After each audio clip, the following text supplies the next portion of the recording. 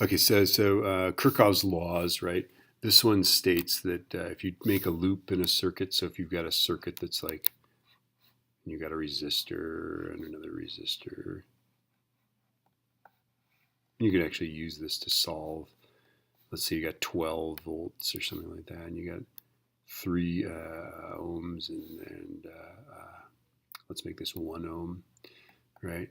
That literally you can walk around this thing. You start in one place and you just go around it. So if I loop this way, right, my Kirchhoff's law would state that I go up 12, so plus 12, and then the current is flowing this way, so I go minus 3 times the current minus 1 times the current, right, is equal to 0, right? So you've either got voltage sources or you have current drops through resistors, and then V is IR, right, as you go through the resistors. Okay, so it goes up 12, down 3I, down 1I is 0. And you can actually use that to solve series circuits. It's not how I showed you, but you can. And then the junction rule states that if you've got a junction like this, okay, and you've got, say, I1, you're guessing that I1 flows this way and I2 flows this way and I3 flows this way, right? The junction rule says that that I1 plus I2 minus I3 is flowing out of the junction is 0, right? The net amount of current flowing into and out of this junction is 0. That's what it says. So we do these in Kirchhoff's laws, and typically, in an equation, right, you've got a couple loops in one junction or something like that. This is Ohm's law. I once had a student named Kristen Ohm, but she never took this class, which is so sad. So this defines resistance, right? This is voltage, which is kind of like pressure, right, over current. So this is voltage in volts, current in amps, and then an ohm, right? So an ohm is a volt per amp, right? It's a volt of pressure causing an amp of current. It's crazy, huh? Okay, so this is power.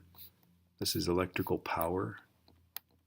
That'll be in watts, right? And so it's voltage times current. It's current squared times resistance, or voltage squared over resistance, okay? Because remember, voltage is from the previous one, right? Voltage is work over charge, and current is charge over time, right? So this is what current is, right? So voltage times current is, sorry, I'll write it here. Voltage times current is just equal to work over charge times charge over time. And you end up with work over time, which is, of course, power, right? So that's this guy, and then this guy comes from just substituting, right? V is IR, so if we go IV, and then we substitute IR for V, we get I times IR, et cetera, et cetera. So these are just substitutions, right? And then this is resistances in series, right? So if I've got a series like this,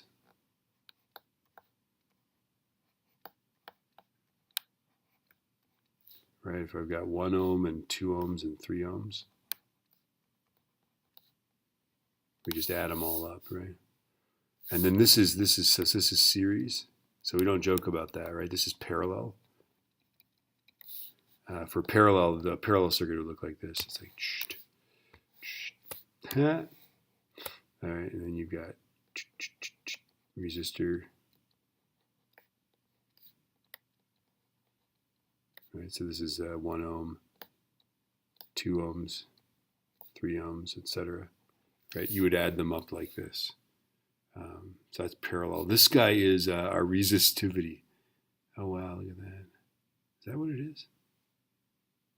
Resistivity. Interesting. That is such a weird way to write this. All right. I just never think of it this way, but that's how they do it. Okay, so this is the resistance of a wire, right? Is the length times the resistivity divided by the area. This is how I write it.